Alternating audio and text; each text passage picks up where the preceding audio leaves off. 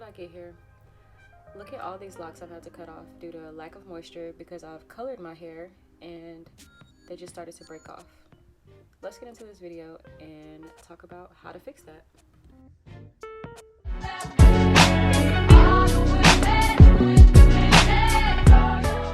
Hi guys, in today's video we're going to be talking about the realities of blonde hair and going through my moisture routine. So first thing I'm going to do, I'm going to take this little headband off. And people have been asking about from the last video that I made a YouTube short, would I recommend blonde hair or coloring their locks? People stop me all the time, out in the streets about that. And I'm kind of indifferent because while I love the look of it, I can say that I have had a significant amount of breakage when it comes to my hair. Specifically in the back row.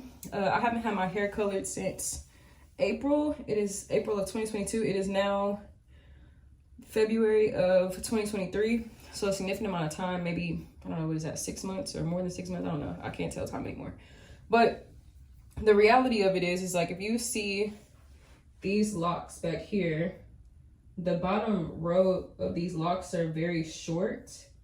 And the ones that are not short have this little change. You can see the difference in texture in the lock. There's a little breaking point right here where the texture is different. I don't know if y'all can see that. So if you look at this lock, you can see that there's a part right here that's that's thinner than the rest. I have some other ones on this side. So if this right here, it's super thin.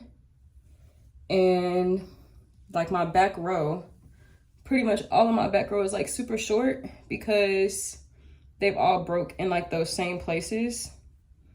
And then the ones that are not broken have those little areas where, it could be cut, right here. Okay, so today's video, I'm gonna actually be cutting some of those, that back row, and then I'm gonna go through my moisture routine because I want to make sure my locks are as healthy as possible.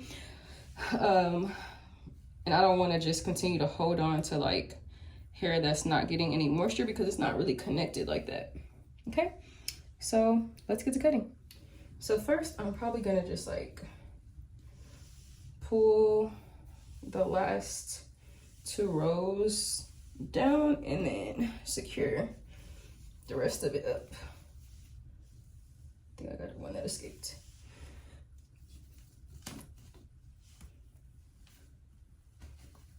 Okay, so with some actual shears, I'm gonna find that area where it's thin and just find where it starts to fray and literally just cut it off.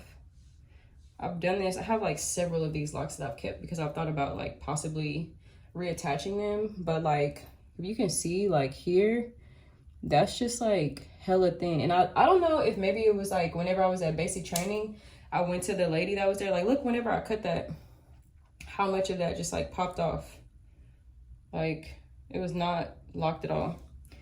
But yeah, whenever I went to BMT, I got my hair colored because I was out of regulation. And maybe because she first of all took so long, she had to rush because she had to get me back to my dorm. And she didn't wash all the color out. I don't know. But I will say that they're all at the same area, of my hair. They all have pretty much the same stopping point. I'm gonna leave this one because it's not it's thick. I'm only cutting the ones that are thin that feel they are not gonna survive. Let me see. Yeah.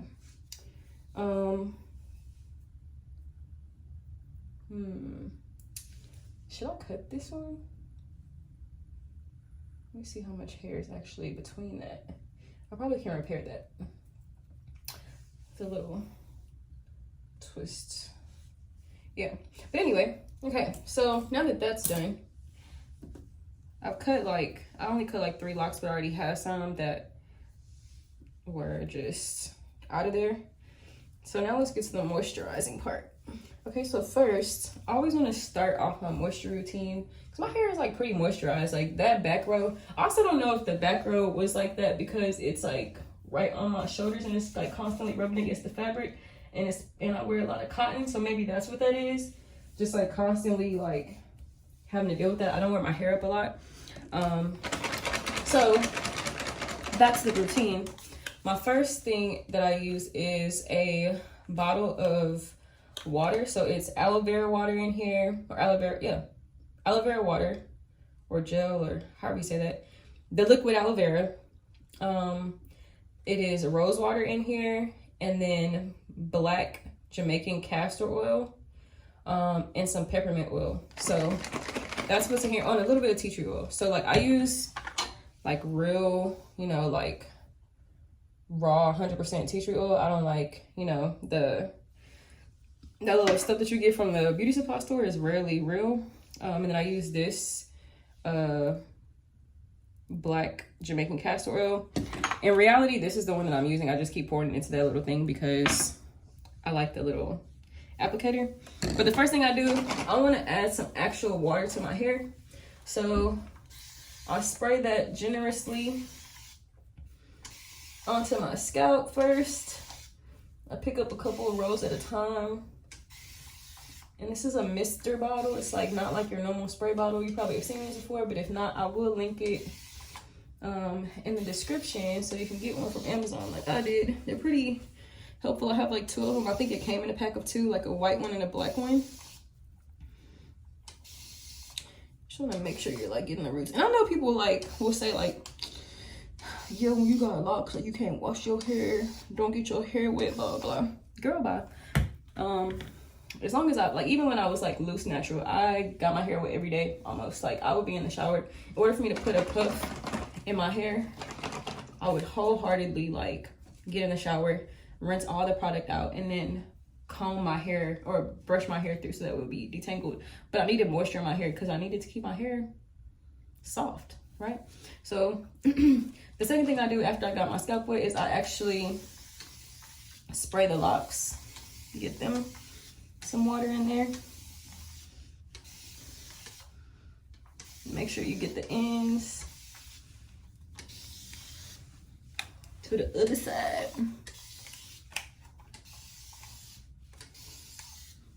Okay, and I pretty much do that in like sections of 4. And then I flip, make sure I get that little back area. Okay. All right, now that there's some water in there, you know, it's like generous. Let me add a little bit more. A little bit more. You can't never have too much water.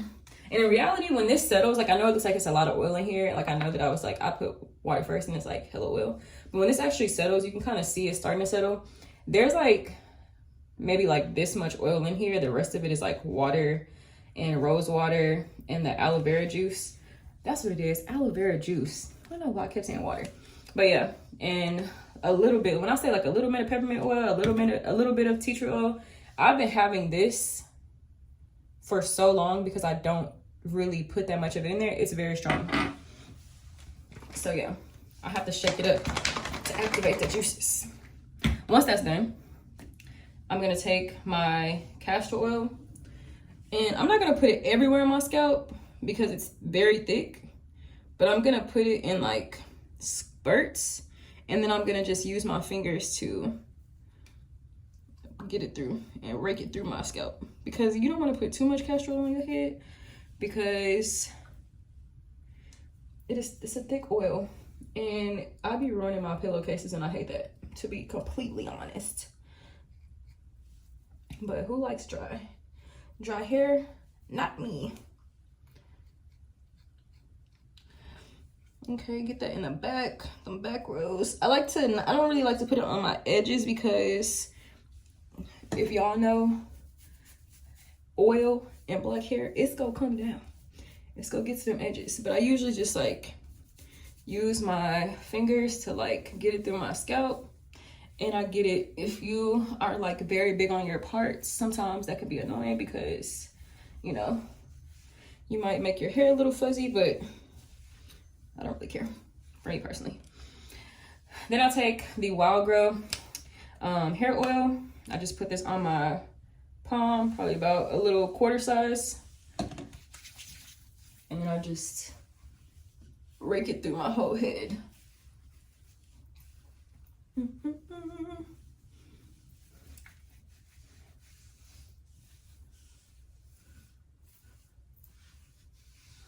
smells like peppermint and tea tree oil in here, y'all.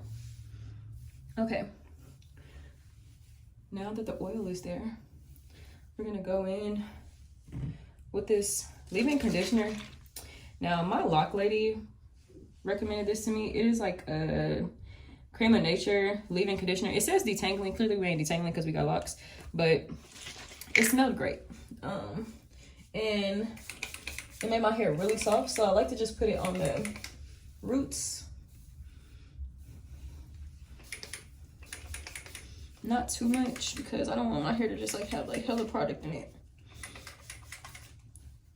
But yeah, it's pretty much how I moisturize my hair every day. That's it.